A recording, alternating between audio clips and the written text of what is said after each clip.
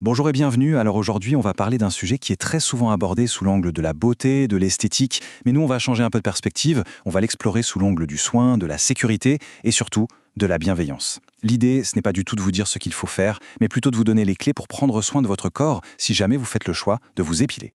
Et pour commencer, j'aimerais qu'on parte d'une idée vraiment fondamentale. Les poils, en fait, ce n'est pas un problème. Ils ont un rôle, une fonction.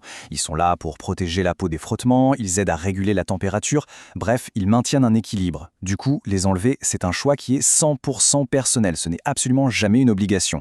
Et si on fait ce choix, eh bien l'essentiel, c'est de le faire en toute connaissance de cause, pour bien protéger cette zone qui est si délicate. Allez, voyons comment faire.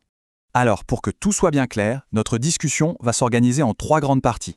D'abord, on va regarder ensemble les différentes méthodes qui existent pour que vous puissiez faire un choix éclairé. Ensuite, on va décortiquer, vraiment pas à pas, le protocole de rasage le plus sûr qui soit. Et pour finir, on verra comment gérer les petites complications, vous savez, comme les fameux poils incarnés. C'est parti, on plonge dans la première partie. Pour que ça se passe bien, la première étape, c'est de choisir le bon outil. Vous allez voir, chaque méthode a ses avantages, ses inconvénients, et le verdict médical, eh bien, il est parfois un peu surprenant. Alors, regardons ce tableau d'un peu plus près. Qu'est-ce qu'on y voit? La crème dépilatoire. Bon, c'est rapide, c'est sûr, mais attention, le risque de brûlure chimique sur les zones sensibles, il est bien réel. Le rasoir manuel. Alors lui, il est hyper populaire, mais figurez-vous que c'est jugé comme la méthode la plus risquée. Pourquoi?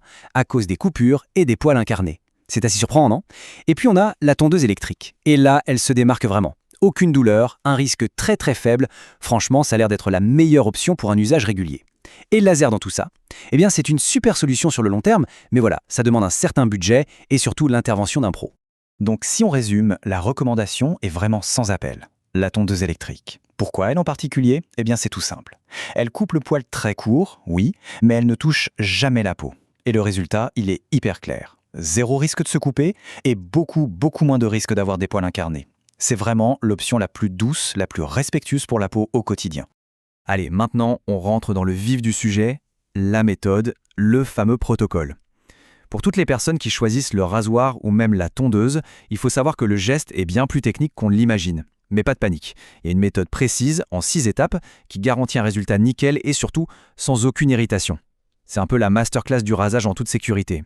Bon, avant de commencer, on vérifie qu'on a tout ce qu'il faut sous la main. C'est simple, il nous faut une tondeuse ou un rasoir avec une lame neuve, c'est important, des ciseaux bien propres, un gel à raser transparent, vous verrez pourquoi, un miroir pour bien voir ce qu'on fait, une serviette propre et une petite crème apaisante pour après. On a tout? Parfait, alors on peut y aller. Première étape. Étape numéro 1, et ça c'est vraiment crucial.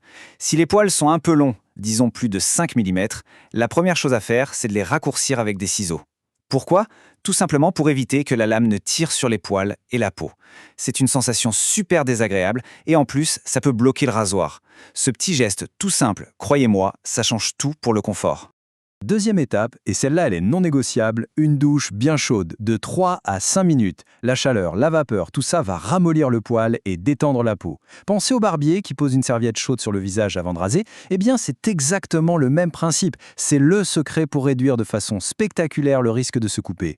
Troisième étape, la peau est prête, elle est chaude. Maintenant, on applique une bonne couche, on n'hésite pas, de gel à raser transparent ou même d'une huile végétale. Ce gel, il va vraiment agir comme un film protecteur, un bouclier entre la lame et votre peau. Et s'il vous plaît, évitez le savon ou le gel douche. Eux, ils vont assécher la peau et empêcher la lame de glisser comme il faut. C'est vraiment pas une bonne idée. Et là, attention, on arrive au geste qui change tout. C'est le secret d'un rasage parfait et sans accroc. Avec la main qui ne tient pas le rasoir, on va tirer sur la peau pour la tendre au maximum. Il faut qu'elle soit lisse, plate, imaginez la peau d'un tambour. C'est grâce à ça que la lame va pouvoir glisser toute seule, sans jamais accrocher les petits plis de la peau. Parce que c'est là précisément dans ces plis que la plupart des coupures arrivent.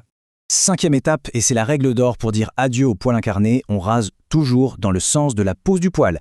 Toujours. Oui, je sais, raser dans le sens inverse, ça repousse-poil, ça donne une sensation de peau plus douce sur le moment.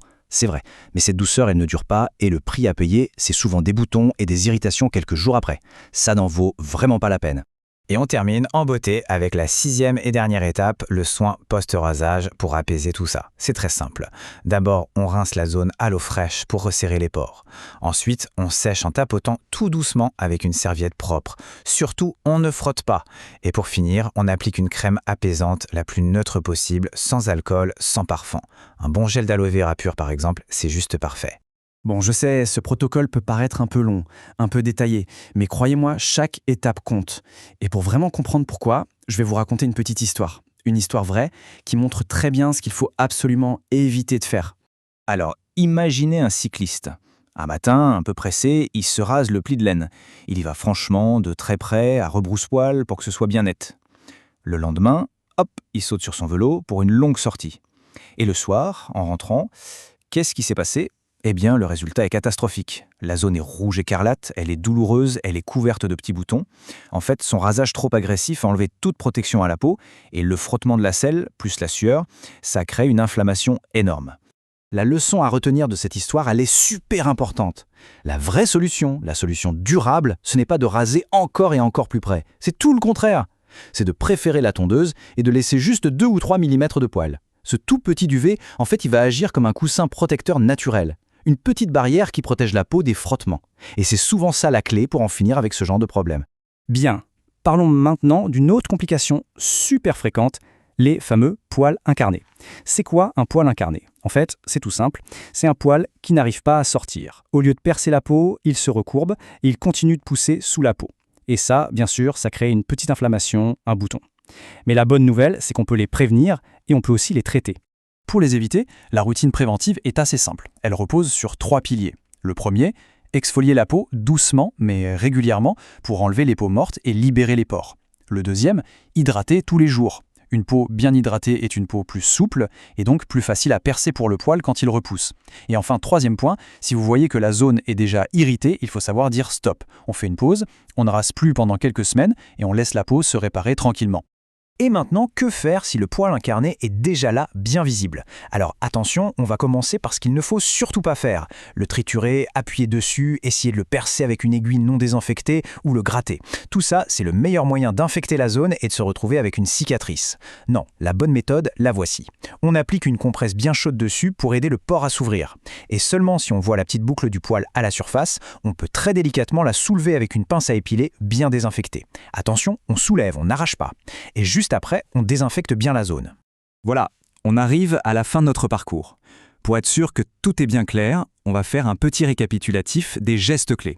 Et on va aussi voir quel est le signal d'alarme qui doit vous pousser à consulter un médecin. Alors, la checklist du rasage réussi, la voici. On coche les cases ensemble. D'abord, on raccourcit les poils s'ils sont longs. Check.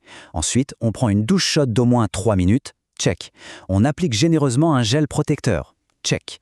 On tend bien la peau pendant le rasage. Check. On y va doucement, toujours dans le sens du poing. Check. Et on termine par un rinçage à l'eau fraîche et une crème apaisante. Check. Parfait. Et maintenant, un point d'urgence, c'est vraiment très important. Si jamais vous voyez apparaître une grosse boule qui est rouge, chaude au toucher et douloureuse, attention.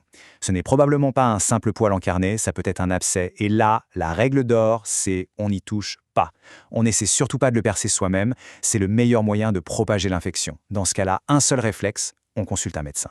Bien sûr, je termine en rappelant que tout ce qu'on vient de voir est à but informatif. L'idée, c'est de vous donner des clés pour mieux comprendre. Mais ça ne remplace en aucun cas l'avis d'un professionnel de santé.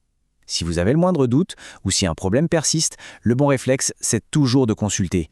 Et voilà, le soin des poils n'a maintenant plus de secret pour vous. Vous l'aurez compris, le plus important, c'est la douceur et le respect de son corps. Merci beaucoup d'avoir suivi cette explication et on se retrouve très bientôt pour parler des gestes simples de l'hygiène au quotidien et des produits les plus adaptés. D'ici là, prenez bien soin de vous.